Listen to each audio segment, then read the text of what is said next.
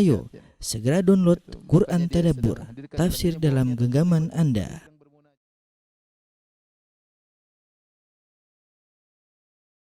Warahmatullahi wabarakatuh. Alhamdulillahi ala ihsanih wa syukru lahu ala taufiqihi wa amtinanih wa asyhadu an la ilaha illallah wahdahu la syarika lahu ta'ziman li sya'nih wa asyhadu anna Muhammadan abduhu wa rasuluhu da'ila ridwanih. Allahumma salli alaihi wa ala alihi wa ashabihi wa ikhwanihi. Para pemirsa yang dirahmati Allah Subhanahu wa taala, kita lanjutkan bahasan kita dari tadabbur ayat-ayat dalam surat Thaha, dan kita sampai pada ayat 115 ya. Allah Subhanahu wa taala berfirman, "Wa laqad ahidna ila Adama min qabl fanasiya wa lam najid lahu azma." Dan sungguhnya kami telah perintahkan atau wasiatkan kepada Adam ya dahulu, maka ia lupa akan perintah tersebut dan tidak kami dapati padanya kemauan yang kuat. Ayat ini bercerita tentang kisah Nabi Adam alaihissalam setelah Allah mengkisahkan kepada Nabi Muhammad SAW tentang kisah Nabi Musa alaihissalam dan bagaimana sikap kaumnya terhadap Nabi Musa alaihissalam. Setelah itu di akhir kisah Nabi Musa ya Allah menyuruh berkata, wa qur rabbi zidni ilma, dan katakanlah wahai Muhammad, Rabbi zidni ilma, ya Rabbku tambahkanlah aku ilmu. Sebagian ulama mengatakan maka Allah pun tambahkan lagi tentang kisah orang-orang sebelumnya kepada Nabi Muhammad SAW, namun kali ini kisah tentang nenek moyang manusia dan juga nenek moyangnya syaitan, yaitu iblis ya, bagaimana kisah mereka berdua. Maka Allah sebutkan ya, wa laqad ahidna ila Adam ya, dan sungguh kami telah berwasiat kepada Adam min qabl, yaitu sebelumnya, sebelum dia melanggar, sebelum dia memakan dari pohon. Fanasiya wa lam najid lahu azma, maka Adam pun lupa dan kami tidak mendapati kesabaran atau ketegaran ya dalam menjalankan wasiat tersebut. Di sini fanasiya, kata Allah Subhanahu wa taala, fanasiya, maka Adam pun lupa. Nisyan dalam bahasa Arab bisa artinya dua. Ini dalam kamus-kamus disebutkan. Nasiya dari an-nisyan. Nisyan ya. Ini dalam bahasa Arab bisa artinya at-tark, meninggalkan,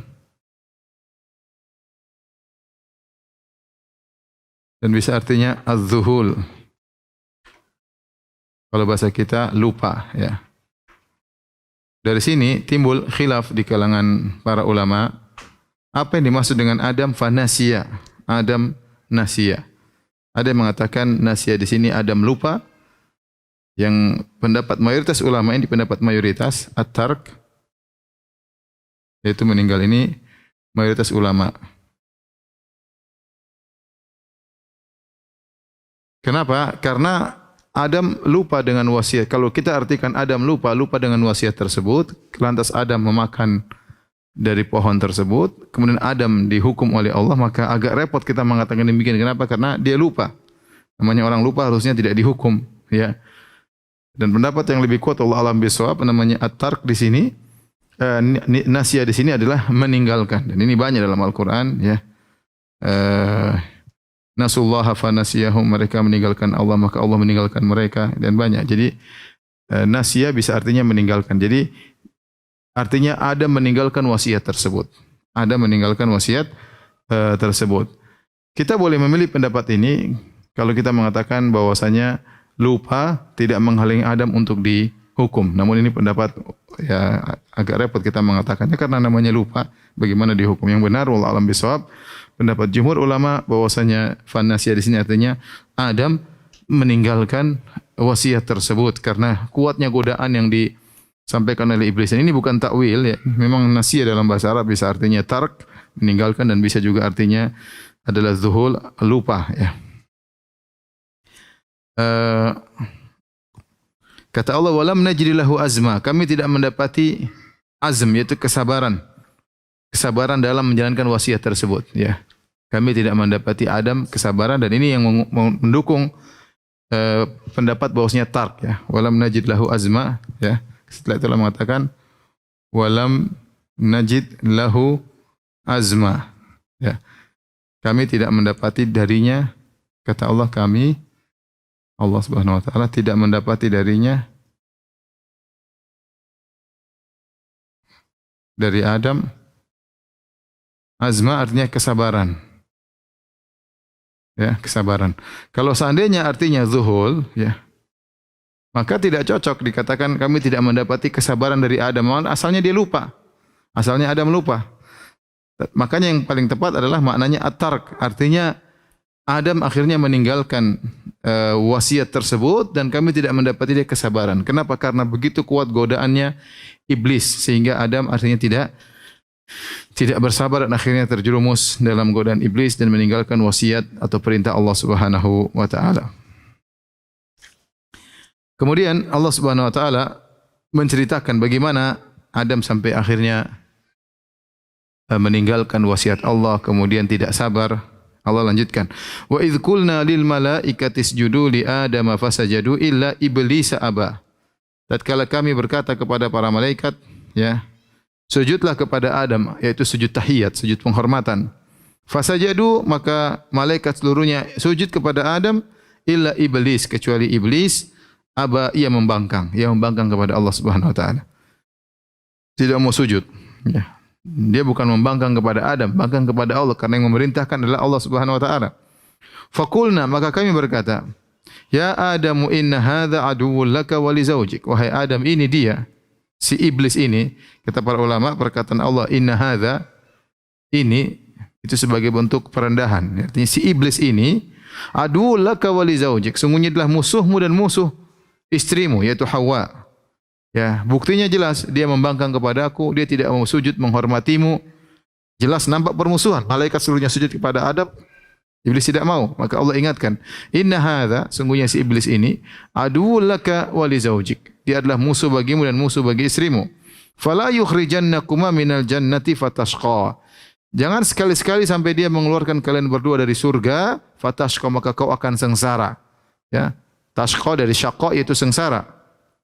Kemudian Allah ingatkan tentang nikmat di surga. Innalaka alla taju'a fiha wa la ta'ra. Ya.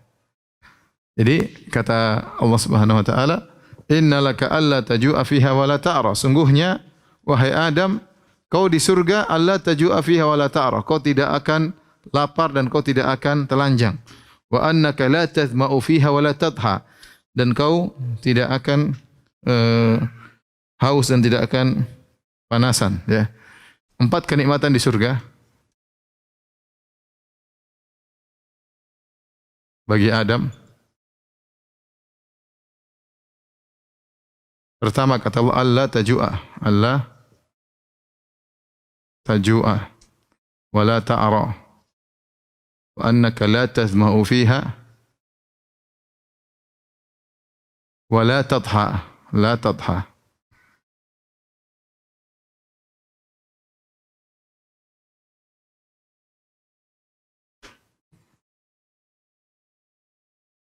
Jadi perhatikan sini, ya. Pertama, tidak lapar,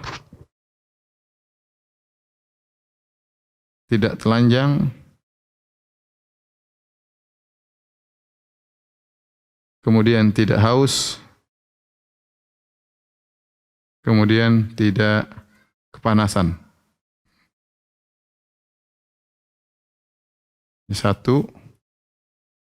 2, 3, 4. Ini 4 kenikmatan yang Allah sebutkan kepada Adam alaihissalam. Ya. Allah mengatakan, ya, fala yukhrijannakuma minal jannati fatashqa. Kata Allah fatashqa.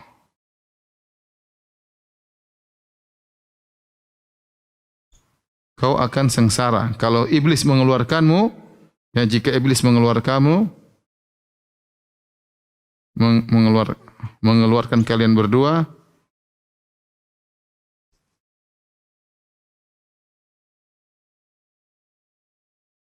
maka engkau Adam akan sengsara. Di sini ada tafsiran yang menarik, ya. Perhatikan di sini, Allah Subhanahu wa taala mengatakan fala yukhrijannakuma, jangan sampai iblis mengeluarkan kalian berdua, Adam dan Hawa. Tetapi ketika Allah mengatakan sengsara, Allah sandarkan kepada Adam. Fatasqa. Allah tidak mengatakan fatasqayan, ya. Kau dan Hawa akan sengsara, tapi Allah hanya mengatakan kau Adam akan sengsara. Dari sini kata para ulama, ya. Kenapa kesengsaraan hanya disandarkan kepada Adam? Kenapa hanya disandarkan kepada Adam? Karena setelah turun di bumi, Adam akan sengsara, dia akan kehilangan 4 kenikmatan ini. Dia akan lapar, dia akan berusaha mencari baju, kemudian dia akan kehausan dan dia akan mencari tempat tinggal. 4 perkara ini. Kenapa dikatakan Adam yang akan sengsara? Kenapa Allah tidak mengatakan maka kau dan istrimu akan sengsara di bumi? Allah hanya mengatakan kepada Adam karena Adam yang bertanggung jawab. Adam yang bertanggung jawab, ya, untuk, ya, memenuhi 4 perkara di atas bagi istrinya. Jadi kata para ulama ini dalil bahwasanya wajib bagi suami yang cari nafkah Adam, yang sengsara Adam. Hawa tinggal. Jadi Adam harus memenuhi, jangan sampai istrinya lapar, jangan sampai istrinya tidak berpakaian, jangan sampai istrinya haus, dan jangan sampai istrinya kepanasan. Dari sini kita tahu bahwasanya wajib bagi suami untuk memberikan nafkah makanan, nafkah pakaian, nafkah minuman, dan nafkah tempat tinggal. Ya, Adam yang sengsara. Oleh karena begitu turun di bumi, ada yang mencari nafkah. Ada yang mencari nafkah untuk istrinya memenuhi 4 perkara ini. Ya. Adapun di surga, maka tidak ada rasa lapar. Orang makan, orang penghuni surga makan bukan untuk bukan menghilangkan kelaparan, tapi dalam rangka berlezat-lezat. Minum juga bukan dalam rangka menghilangkan kehausan, tapi dalam rangka untuk berlezat-lezat, ya. Tidak akan kepanasan karena di surga selalu sejuk udaranya. Ya. Kemudian mulailah iblis menggoda. Kata Allah, "Fawaswasa ilaihi syaitan." Maka iblis pun berwaswas menggoda Adam. Ya, perhatikan di sini semua ketika Allah mengatakan tentang masalah godaan iblis, ya. Allah mengatakan fawaswasa ilaihi syaitan. Maka syaitan membisikkan pikiran jahat kepada Adam. Allah tidak mengatakan kepada Adam dan Hawa. Seakan-akan iblis fokus menggoda Adam. Kata para ulama, karena iblis tahu wanita hanya ngikutin sang lelaki. Yang paling fokus digoda adalah Adam alaihissalam. Ini berbeda dengan kalau kita lihat dari versi seperti kita sampaikan dalam kisah Nabi Adam, kalau versi Injil atau perjanjian lama yang digoda adalah Hawa. Kemudian Hawa yang membohongi Adam atau Hawa yang menggoda Adam alaihissalam. Tetapi kalau dalam Quran tidak. Yang jadi fokus bidikan dari iblis adalah Adam. Fawaswasa ilaihi, maka iblis menggoda, syaitan menggoda Adam. Qala, apa kata iblis? Ya Adamu, wahai Adam. Dia tidak mengatakan Adam wa Hawa, Adam dan Hawa, tapi mengatakan ya Adam, wahai Adam, hal adulluka ala syajaratil khuldi wa mulkin la yabla? Maukah aku tunjukkan kepada engkau, ya, tentang pohon keabadian dan kerajaan yang tidak akan sirna, ya. Perhatikan di sini bagaimana cerdiknya iblis. Dia mengatakan hal adulluka ala sajaratul khuldi wa mulkil la yabla. Maukah aku tunjukkan kepada engkau? Maukah aku tunjukkan? Maukah aku tunjukkan kepadamu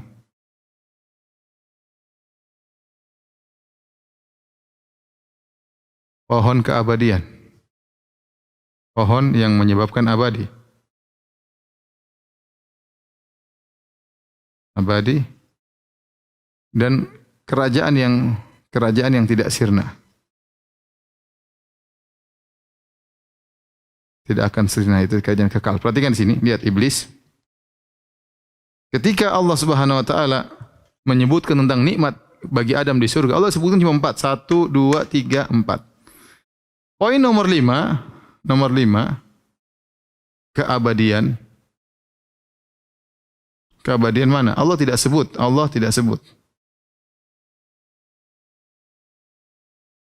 Nah, Maka disinilah poin inilah yang menjadi bidikan iblis. Iblis menggoda Adam dengan godaan yang menggiurkan pada poin yang Allah tidak sebutkan. Seakan-akan iblis berkata, wahai Adam, percuma kau tinggal di surga, kau tidak lapar, tidak haus, tapi kau sendiri akan meninggal dunia. Atau seakan-akan iblis mengatakan, percuma kau tinggal di surga, sementara surga tersebut tidak abadi. Jadi keabadian di sini tidak disebutkan. Keabadian dari apa? Dari sisi Adamnya,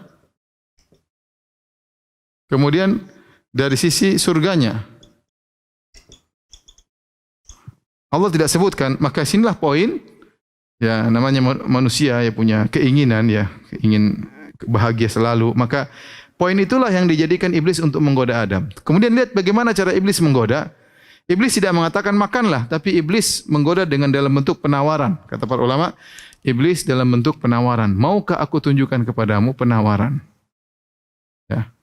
Artinya apa? Saya cuma nawarin aja. Kau mikirlah. Jadi halus banget iblis caranya. Hal adulluka, maukah aku tunjukkan kepada pohon al-khuldi. Di sini juga iblis berbohong. Menamakan sesuatu yang bukan hakikatnya. Ya. Pohon tersebut tidak ada namanya, Pak, tapi iblis namain pohon al-khuldi, pohon keabadian. Ya, jadi menarik. Sama seperti sekarang disebut apa? Bunga riba dibilang apa?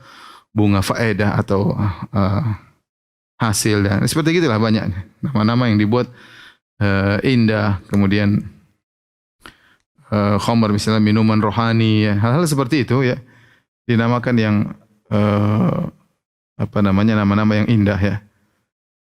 Iblis bohong. Wa mulkil la yabla, dan kerajaan yang tidak akan sirna ya.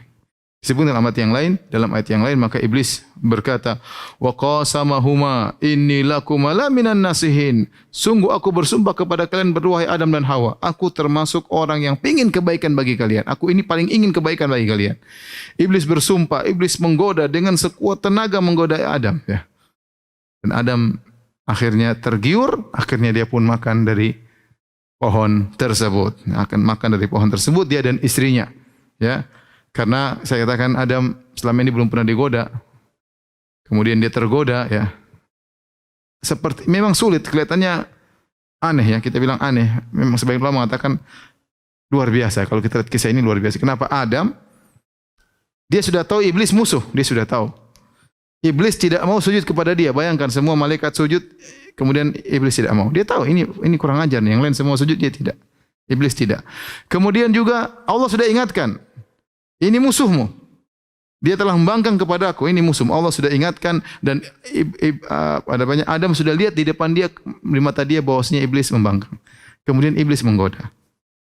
Rupanya Adam husnudzon ya. Iblis mungkin benar kali ini. Ya, namanya mungkin dia menyesal dan yang lainnya.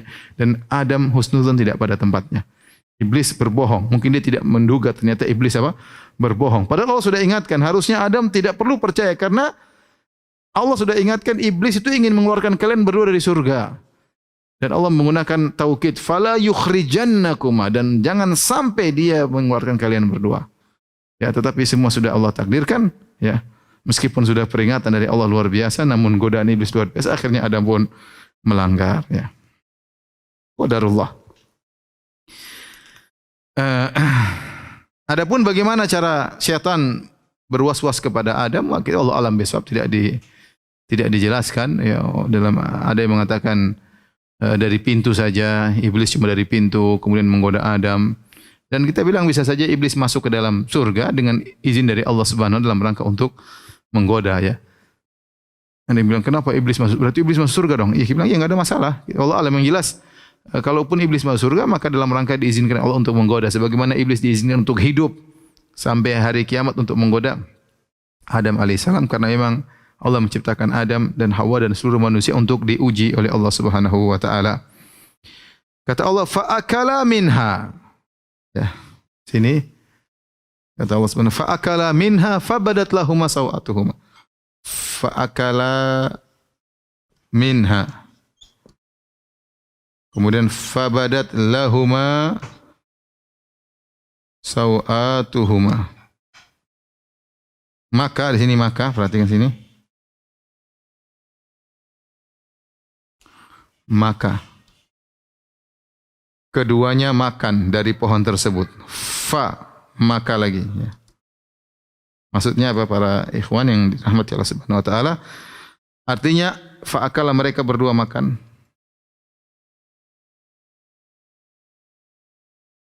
Artinya apa?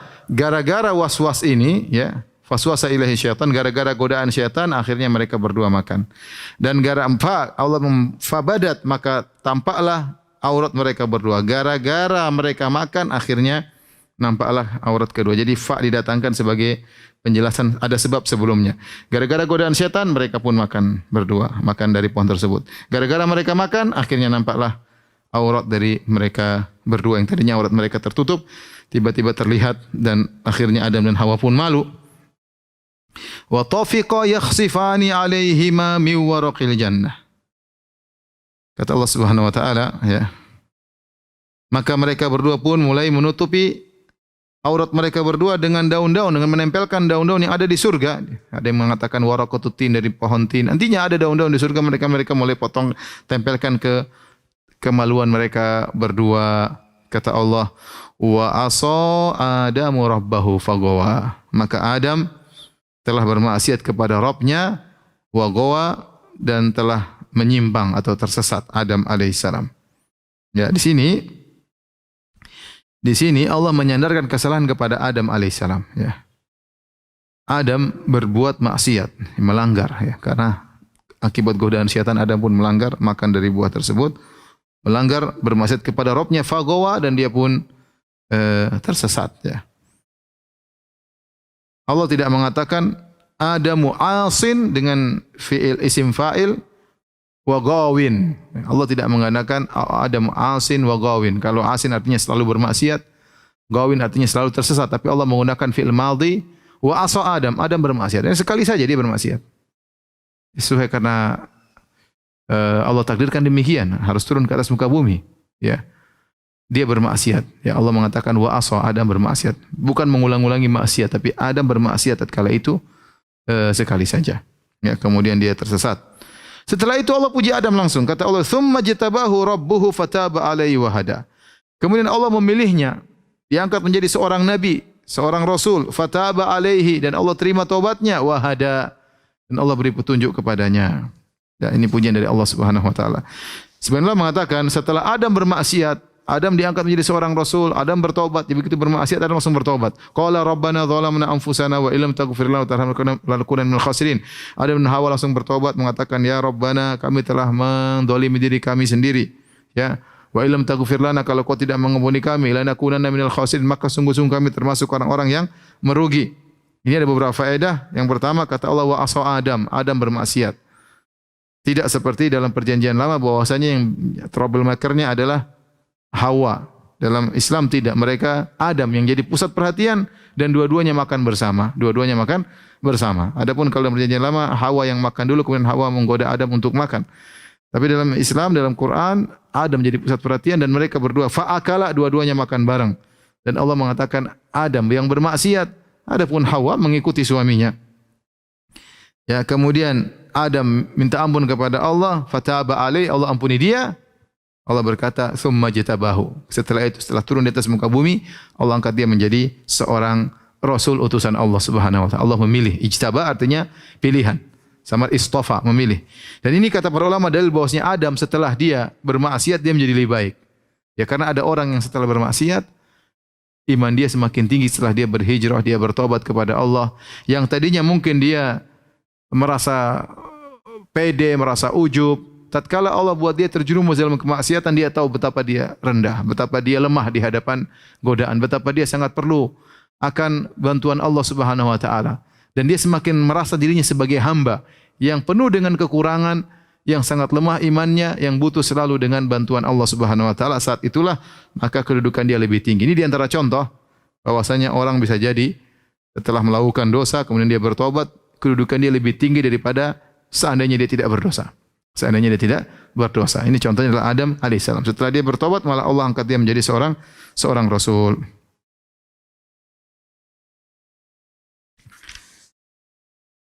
Baik, lanjutkan. Setelah itu Allah lanjutkan ceritanya ya. Allah berkata, "Qala bita minha jami'an." Turunlah kalian berdua. Ihbita di situ pakai alif litasniyah musanna. Ihbita, turunlah kalian berdua dari surga jami'an seluruhnya. Ihbita di sini kembali kepada siapa?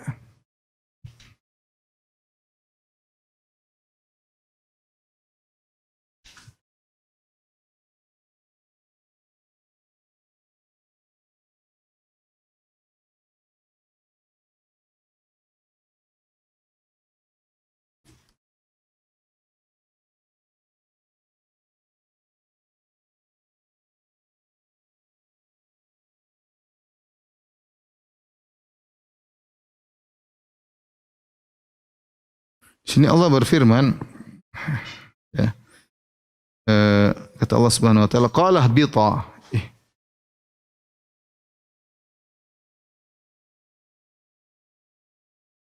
Turunlah kalian berdua.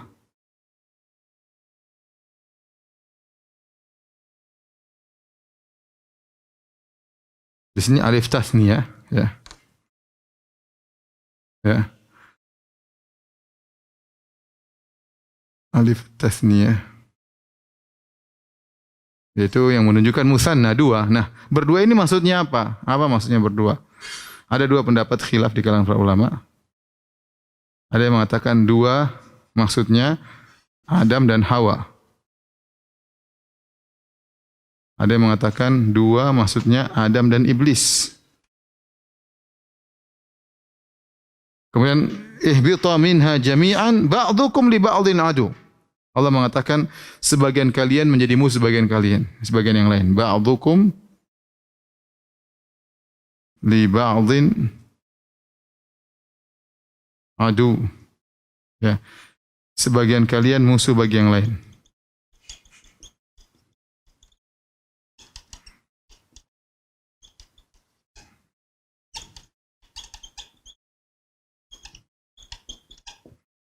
Tapi sebagian kalian musuh bagi sebagian yang lain. Maksudnya apa? Kalau pendapat ini, maksudnya keturunan Adam dan Hawa, anak-anak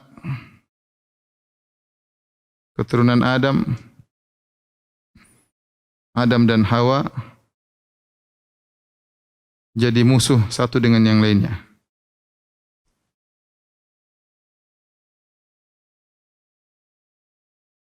Ini kenyataannya, ya. Sejak awal dua anak Adam bertengkar, satu membunuh yang lain, dan demikian sampai sekarang yang bermusuh-musuhan di atas muka bumi ini, yang perang-perangan, yang maki-makian, yang saling bersaing adalah semuanya keturunan Adam dan Hawa. Jadilah ba'dukum li ba'dhin adu. Sebagian kalian akan menjadi musuh bagi sebagian yang lain. Ini bagi pendapat yang mengatakan kalian berdua turun, maksudnya Adam dan Hawa, maksudnya keturunan kalian akan menjadi musuh. Adapun bagi pendapat yang kedua, Adam dan Iblis, maksudnya adalah keturunan Iblis akan selalu menjadi musuh bagi keturunan Adam.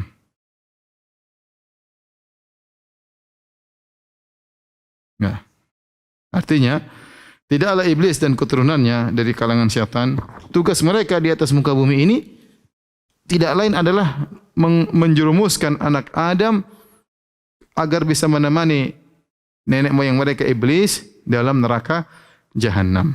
Jadi memang iblis spesial, ya dia khusus untuk menggoda Adam, akan selalu memusuhi anak-anak Adam. Oleh karenanya dalam Al-Quran Allah sering mengulang kisah tentang Adam dan iblis agar kita tidak lupa bahwasanya permusuhan itu ada terus. Jangan kita merasa aman, ya.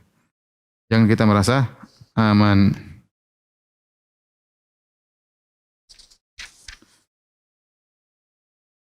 Kemudian Allah berfirman, "Fa imma ya'tiyannakum minni hudan." Kalau datang kepada kalian dariku petunjuk, yakni kepada kalian, maksudnya kalian sini adalah anak keturunan Adam.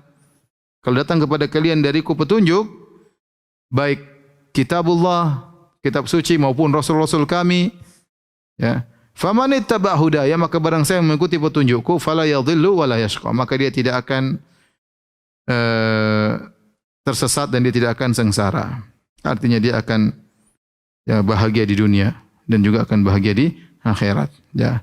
Jadi Allah ingatkan, wahai anak keturunan Adam, akan datang utusan dariku berupa para rasul atau kitab suci yang aku turunkan, maka siapa yang ikut, dia tidak akan sengsara, tidak akan tersesat.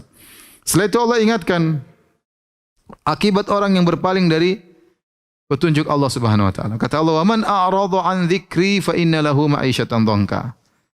Barang siapa yang berpaling dari peringatanku, maka bagi dia ma'isyatan dhanka. Ya. Sini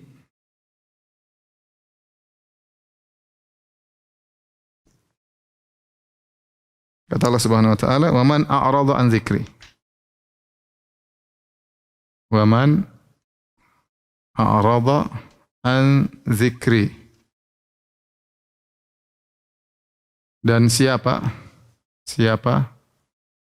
yang berpaling dari peringatanku. Peringatan sini maksudnya apa? Al-Qur'an maksudnya. Allah namakan Al-Quran dengan peringatan karena isinya adalah memperingatkan.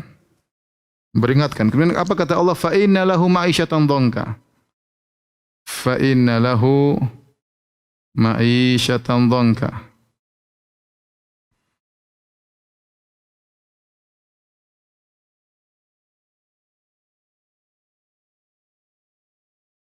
Ya.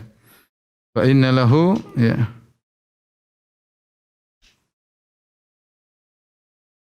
Ma'isyatan dhanka. Maka baginya, kata Allah, baginya kehidupan yang sempit. Baginya kehidupan yang sempit.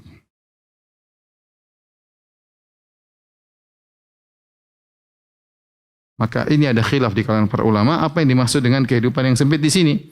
Khilaf di kalangan para ulama. Khilaf. Apa yang dimaksud? Khilaf. Dua pendapat secara umum. Ada yang mengatakan, atau tiga pendapat ya. Ada yang mengatakan maksudnya di kehidupan yang sempit di azab di alam kubur. Sehingga orang yang berpaling dari azab Allah, dari peringatan Allah, dia akan diazab dalam kuburan. Sebagian datang dalam dari sebagian sahabat riwayat mauquf, maka tulang-tulangnya akan disempitkan, saling patah, kemudian masuk satu dengan yang lainnya. Kuburan disempitkan bagi dia, dihimpit dengan sempit-himpitnya, diberikan kehidupan yang sempit. Ada yang mengatakan ma'isyatan dhanka maksudnya di dunia. Di dunia selalu hatinya menderita.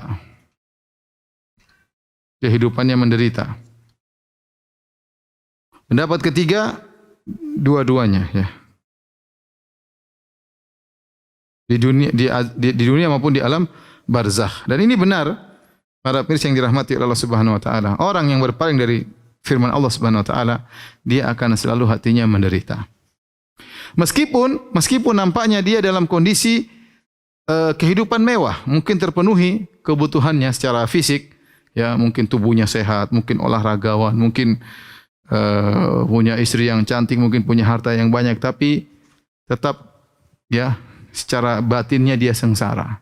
Ya, lihat betapa banyak orang kita menyangka dia di puncak-puncak kebahagiaan, tahu-tahu dia bunuh diri. Ya. Kita yang melihat cemburu, kapan bisa kayak dia, terkenal, hidup mewah, ternyata dia sengsara, hidupnya penuh dengan tangisan. Kemudian dia harus bersandiwara di hadapan orang seakan-akan dia bahagia, tahu-tahu dia bunuh diri, tahu-tahu dia sengsara. Sudah orang bagaimana kehidupan orang kafir. Kita yang diberi kesempatan pergi ke tempat orang kafir, lihat bagaimana mereka. Ya, apalagi di masa tua mereka, kasihan. Setelah mereka enggak ada anak-anak yang ngurusin mereka, hidup dengan anjing ya. Kasihan, kita lihat dia kasihan. Bila orang Islam Masya Allah jalan ke sana kesini ditemani oleh anak-anaknya. Si orang tua satu, kakek tua dengan anjingnya, ibu perempuan tua dengan anjingnya. Kasihan ya. Ya anak-anak entah kemana. Ya kalau mereka sakit tidak ada yang temani di rumah sakit. Anak-anaknya pun durhaka kepada dia. Mungkin dia dulu waktu muda juga begitu, durhaka sama orang tuanya. Ya. Beda dengan orang-orang Islam, kalau sakit ditengok oleh banyak orang, bukan cuma anaknya, tetangganya pun tengok. Kemudian kalau dia sudah tua yang dorong cucunya, yang dorong anaknya. Ya, sampai Syekh Abdul Razak pernah cerita ada seorang masuk Islam gara-gara apa? Gara-gara sekelompok orang-orang Islam sedang berlibur di negara non-muslim. Ya, tahu-tahu ada keperluan, tahu-tahu orang non-muslim itu melihat bagaimana anak-anaknya rebutan untuk membopong ibunya, kemudian didorong, dikasih makan semua. Sampai dia heran, ini mereka ini siapa kok begitu hormat kepada orang tuanya. Ya. Itulah Islam. Itulah Islam. Tidak ada agama yang mengajarkan bagaimana harus berbakti kepada orang tua dengan seperti itu sampai mengatakan ilzam rijlaiha fathammal jannah, lazimi kedua kaki ibumu situlah surgamu, kecuali seperti Islam. Dalam agama lain enggak ada. Maka durhaka kepada orang tua kita dapati banyak dalam agama-agama yang lain. Adapun Islam tidak ya. Makanya mereka kelihatannya seakan-akan bahagia dalam kehidupan yang mewah tapi mereka sengsara. Bahkan kata Ibnu Qayyim rahimahullah, itu di penjelasan Ibnu Katsir dalam Ibnu Qayyim dalam kitabnya Al-Jawabul Kafi, dia mengatakan bagaimana mereka orang kafir mereka mengalami penderitaan yang berkesinambungan karena mereka tenggelam dalam ketidakpuasan, ingin selalu dunia terus harapan. Ya lihat mereka dalam dunia, dalam harta tidak ada kepuasan, terkadang dalam masalah hubungan biologis juga mereka tidak punya kepuasan sehingga mereka berfantasi sana sini sampai melakukan hal yang aneh-aneh. Ya. Terus seperti itu dan itu tidak pernah berhenti.